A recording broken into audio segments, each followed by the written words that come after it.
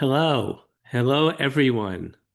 Today we're going to be getting the inside story on the decisions to establish three new medical schools in Israel. I'm Bruce Rosen from Israel Healthcare Highlights, and our special guest today is Professor Yonatan Halevy, the president of the Shaare Zedek Medical Center. Yonatan, welcome. Shalom, good to be here. Thank you for inviting me, Bruce. Very good. So, Yonatan is the person who has built Shaare Zedek Medical Center into the world-class institution that it is today. For many years, he was the director general, and in recent years, he's been the president. In addition to that, the government periodically calls upon him for difficult, challenging national tasks. For many years, he was the chair of the committee that decided which technologies to prioritize for financing within the National Health Insurance Law. And recently, he's playing a critical role in the healthcare manpower area. Yonatan, please tell us a bit about this most recent challenge. Okay, first of all, one has to understand that the jurisdiction, the authority to open new medical schools or any faculty in the higher education system in Israel is the authority of the Council of Higher Education, which is under the Ministry of Education. And the Minister of Education, which nowadays it's Mr. Yoav Kish, an ex-combat pilot, he is the chair of the Council of Higher Education because the Minister of Education traditionally fills this position.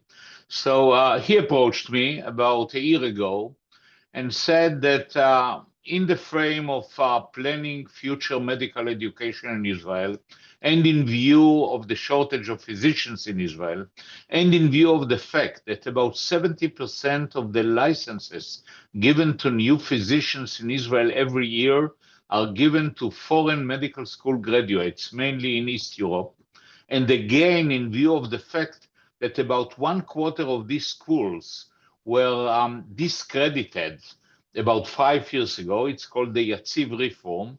They were audited and discredited, and beginning next year, graduates of these schools could not be licensed in Israel, that we need new medical schools in Israel. He asked me to form a committee of relevant people that will check requests of research universities in Israel that do not have medical schools till today, or that they did not have until about a year or 6 months ago. Why research universities? Because a former committee, also chaired by me back in 2007, that decided to establish a new faculty, the 5th faculty of medicine in Israel for Bar Ilan University. At that time, we had a request from colleges to establish medical schools. And the committee at that time decided that unlike law school and other faculties, medicine is too serious, calls for a lot of research laboratories, a lot of research activities, and new medical school should be founded only in research universities. There were 3 universities in Israel, 3 research universities that up until a year ago did not have a medical school.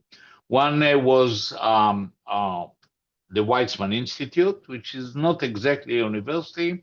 It gives only 2nd degrees. It has the Feinberg Midreshet Feinberg, that trains people, so it's a kind of university. Haifa University did not have a medical school, and the recently nominated as research university, Reichman University, also did not have medical school.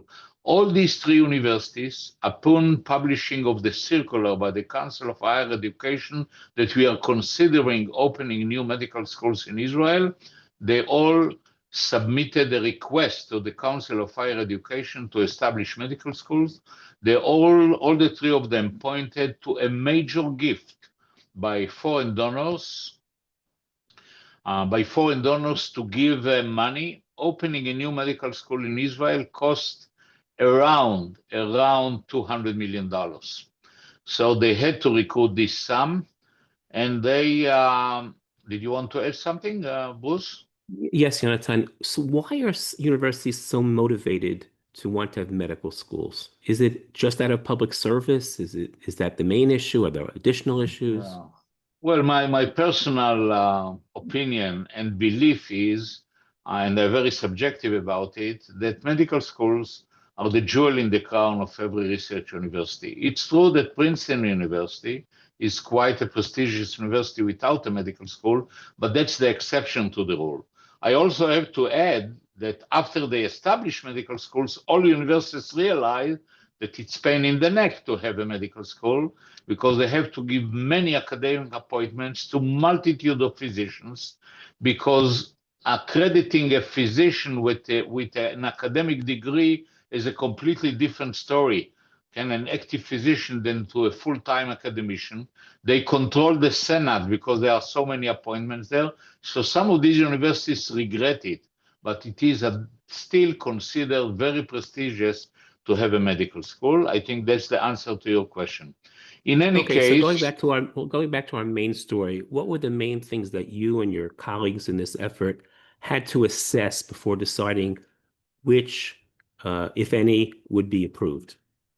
so it was actually an easy task what to assess, because the previous committee, about 4 months before the establishment of this committee, also appointed by the Council of Higher Education, also chaired by me, uh, created threshold criteria to open a new medical school.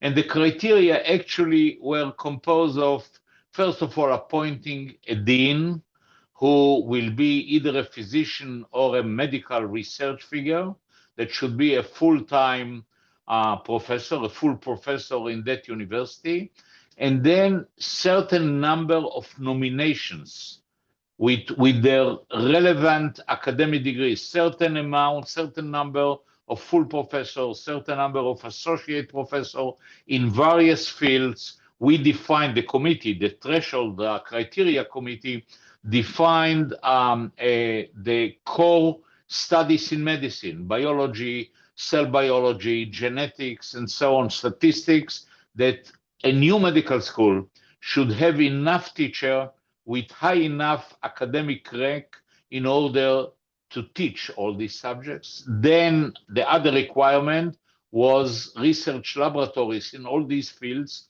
and we defined the number and the contents of the laboratories. And the third requirement was that a new medical school should prove that it can have agreements with hospitals in order to teach the clinical studies. All that we have to do with the new committee to accredit the 3 new medical schools is to ascertain that they follow the criteria, and that's what we did. Now, I understand each of these universities and medical schools brings something unique and special. Could you say a word about what each of them brings to the table that's special? Yeah. Well, the first one that was accredited is the Reichman University, because they were the first to submit a request. And what's unique about them, it's the only research university in Israel that is not supported by public funding. It's a private university, which means that we had to consider that the tuition is not going to be the usual 13 to 14,000 shekels a year, which is the tuition in all public universities in Israel. It's going to be closer to 100,000, about 98,000 shekels, which really I can see that you are shocked. But I can tell you personally, I have 2 sons who are physicians. One of them graduated from Ben Gurion, and we paid for him the 13, 14,000 shekels a year during his 6 years of training. The other one studied in Hungary. He was not accepted here in Israel, didn't even try. And that was the cost. The cost was much more than 100,000, considering that 70% of the young practicing physicians in Israel are graduates of these medical schools in East Europe.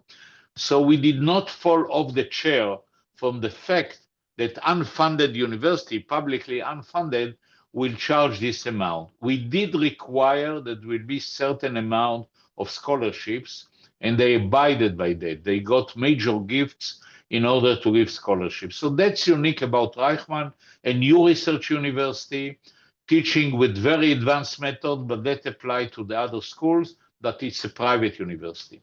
Weitzman Institute wanted a boutique medical school with only 40 students. In Reichman, there are 80 students per year.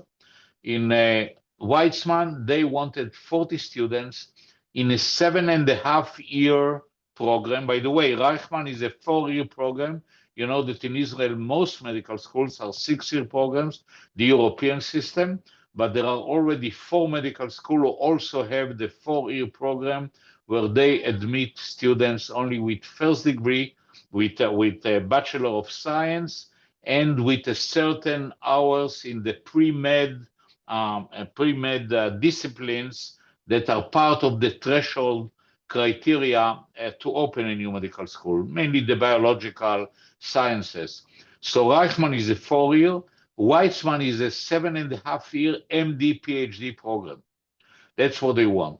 The other thing that's unique about Weitzman, that they got such a major gift that they are going to finance not only those few that will be admitted under very strict admission criteria will not pay a penny, they will be subsidized by 9,000 shekels a month all through the 7.5 years. Wow. So that's unique about Weitzman, that they wanted to train physician academicians, physician researchers. That was their purpose. I'm not sure how much they will contribute to the working clinical workforce of physicians in Israel, but modern medicine needs physicians who are also PhDs and do research. That's unique about Weitzman. Haifa University, because the Technion has a medical school that exists already for over 40 years, maybe 50 years, and the hospitals in Haifa are affiliated with the Technion, the Haifa unique approach was the contact with the community. They took Carmel Hospital. Carmel is one of 3 hospitals in Haifa. The main teaching hospital of the Technion Medical School is Rambam, but they also send students to Bnei Zion and to Carmel. So Haifa University got, and I really have to commend it, because before the committee audited them, they formed contact with the Technion faculty, and they decided to split the affiliation of hospitals. The Technion agreed to allocate Carmel solely to Haifa University. The main characteristic of Carmel Hospital is that it is owned by Kupat Cholim, by Shirutei Briut Klalit, and it works hand in hand with the community. Most of the senior physicians in Carmel work also in the community. And this will be a medical school that will put emphasis on community, on teaching in the community together with the hospital. So these are the unique aspects of the 3 new medical schools. This is fascinating. I know we could go on for hours, but we have to keep these short. Before we sign off, are there any additional cross-cutting, maybe one additional idea you want to share with people? Well, first of all, I want to say I was the chair of the committee, but the committee had, I don't have time to list them by names, but the 2 former deans of medical schools, one of the Hebrew University and one of the Technion, and 3 leading researchers, women researchers coming from various universities. It was collaboration. And one unexpectedly, and that's the last aspect I would like to bring forward, that the main difficult negotiations were with the Weitzman Institute, because they are a research institute and not a real university. They started by appointing a physicist to be the dean of the medical school, the head of Midreshet Feinberg. And we told them that they have to appoint a physician or a researcher with experience in medical education. We went back and forth many times with them.